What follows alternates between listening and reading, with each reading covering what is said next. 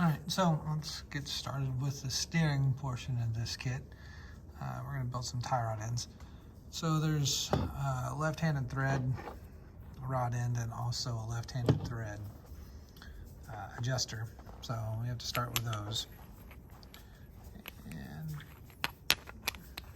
remember that it's left-handed thread.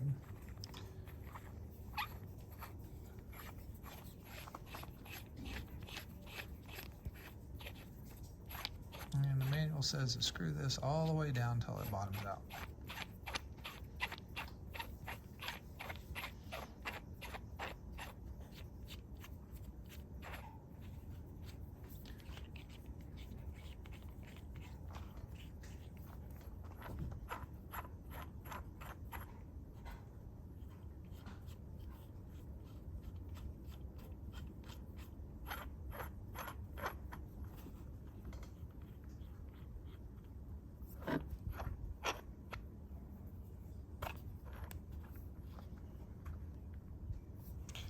And then this will go on the steering rack. This is actually the stud for the spindle. So one of the things that I find interesting, so the manual shows to add a shim here and then put this through the tie rod end. And then you use another shim, actually they call them spacers, the same size on the bottom. And then they have a medium thickness that goes on. Then they have this thick shim that goes on, spacer. These tie rod ends don't use castle nuts. They use nylocks, basically. I'm a little bit concerned by that, and I'm also concerned with how much of the threaded portion of the stud is actually sticking out as far as nylock engagement goes. Like, I'm wondering why stack the shims like this. Like, why couldn't one get away with this configuration?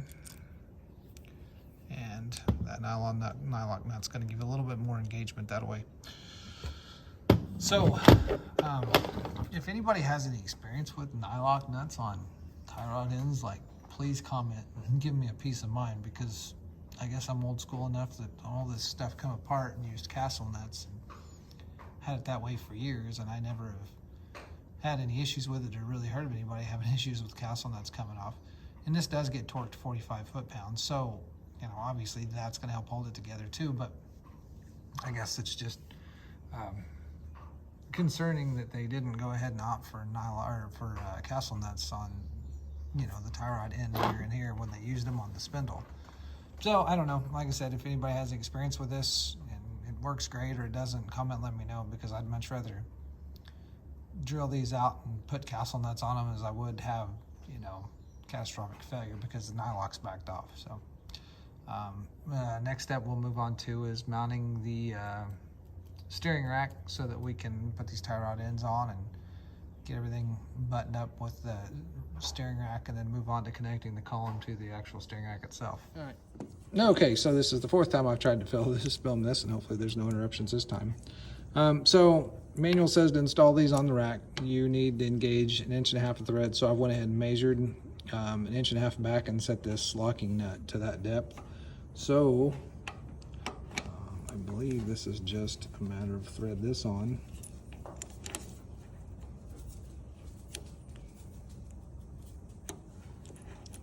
Tight.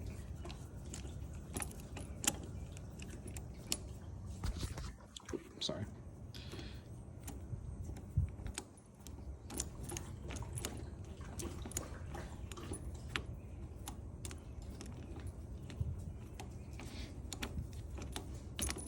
And this is the base alignment to pretty much get you to the shop, at least with a toe setting. On that note, and I don't know if it's just the area I live in, I'm in southwestern Indiana. I've talked to like 6 alignment shops so far trying to find somebody that would align this truck, and everybody's like, nope, we don't work on anything aftermarket. So I'm not real sure where to take it as far as getting an alignment, but I'll find somebody that'll do it. I mean, they give specs. It's all looks pretty straightforward to align. I mean, it's using something similar to a cam, from what I understand, is, you know, like what a newer car would use for an alignment. So I don't know if it's just the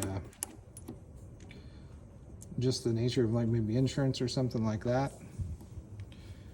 And then, you know, this end goes through the spindle. I can't do this one-handed, but you get the idea. That'll go up through there, and that will be kind of what ties all the front suspension together. There's actually a washer that goes on here as well, but I'm just going to put this nut on for a second. Yeah, so that's that. If anybody notices, I got that in shock installed upside down, so I'll have to go back through and fix that, but that's kind of what it looks like as far as the steering goes. So next we'll go ahead and tackle the steering shaft to the box, and then once all that's done, get everything torqued down, and it's pretty much ready to go.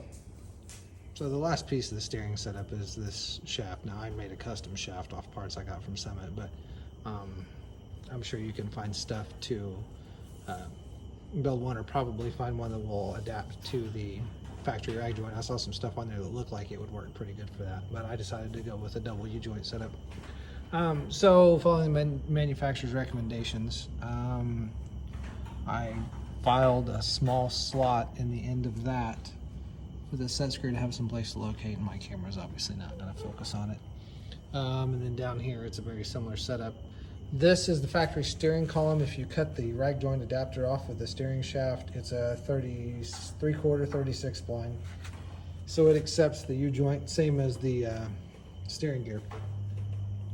And then this is collapsible because they told me that the purpose of the rag joint in the truck was to allow for some flex between the cab and chassis, so it wouldn't cause steering to bind up or do anything to the steering column bearings, which makes good sense. So the way I have this set up is this goes on here, and this is a tight fit because the original steering column was mushroomed out a little bit to hold that plate on.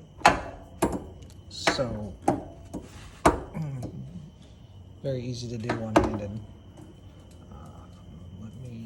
I'm gonna have to get a rubber mallet and tap that on. All right, so after a little help from the rubber mallet, I got that tapped on to where that slot is in the bottom where the set screw goes. Set screw threads in.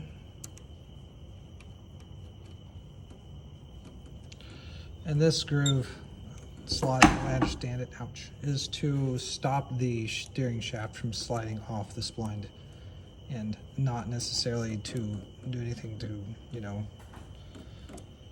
help with keeping it from slipping. And then this end, make sure my steering wheel's slightly straight. Okay, so after that connection's made up there, go down here, and it's a similar setup to the factory column. So on the back side of this is flat. So I would make sure that the set screw actually goes in these grooves. I don't know if I can move this. Yeah. So you can see where it's flat sided there. And obviously the set screw is not going to hold anything there to stop it from slipping off. So I just rotated this a bit.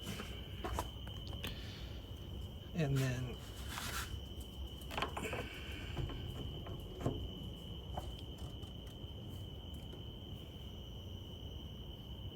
you can see there's a decent amount of engagement in that. And then after that, last set screw goes in on the floor.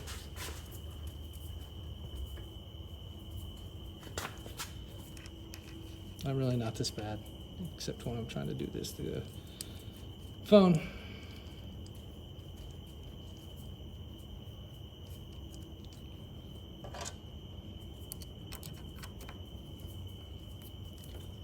I will probably go back and put some Loctite on these, some blue, just for my own peace of mind. I doubt that it'll need it, and it doesn't say to in the instructions, but I mean, it's steering stuff. I don't know that you can be too careful with it. But that is how the steering column, or the steering shaft fits. And so there's, you know, a good, let's say, 1.5 inches of travel there to allow for any flex between the bed and the cab and the chassis. So That should help. I know they also talk about collapsibility in case you're in an accident, but I mean, let's face it, if you're in an accident in one of these trucks, there's more things to worry about than a collapsing steering shaft. Now, one thing I will notice, and I kind of mocked this up earlier, is that with the steering turned all the way to lock,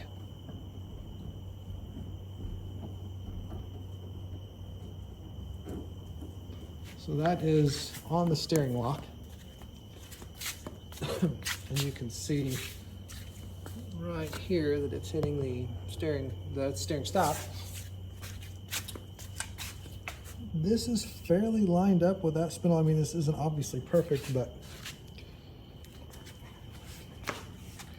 there's not a whole lot of turning radius there. So I don't know if I've done something wrong or if that's just the way the kit is, because it's never really talked about. But I seem to remember my factory truck having more of a turning radius than that with the factory steering I-beams. So that may be a thing about this kit that would concern some people. I don't know. I mean, I'm not really too worried about it, but at the same time, I feel like it could stand some more steering angle. But as I say, that's the way it looks to me, and I haven't talked to QA1 about it. I may call them tomorrow and see if this is normal, or if, there's a good possibility that I put something together wrong. I don't think so. I followed the instructions pretty well for the most part, but that's something that I'm a little concerned with. But when the truck's on the road and driving, it may not be such a big deal. I don't know that I actually measured the factory steering, but I just remember it being more than this, I think. So something to consider. So next part we'll probably start on, because this is the completion of the front end. I mean, it's all done. I have to install the motor mounts, but those are sitting over there in a box. So it'll probably be starting on the rear suspension in the next day or so, and hopefully have this knocked out in time for wheels to show up and tires to show up, and hopefully have this thing back on the road in another week and a half, 2 weeks maybe. So let me know if you have any questions. You can post them in the comments, and I'll try to answer them best I can. Have a good evening.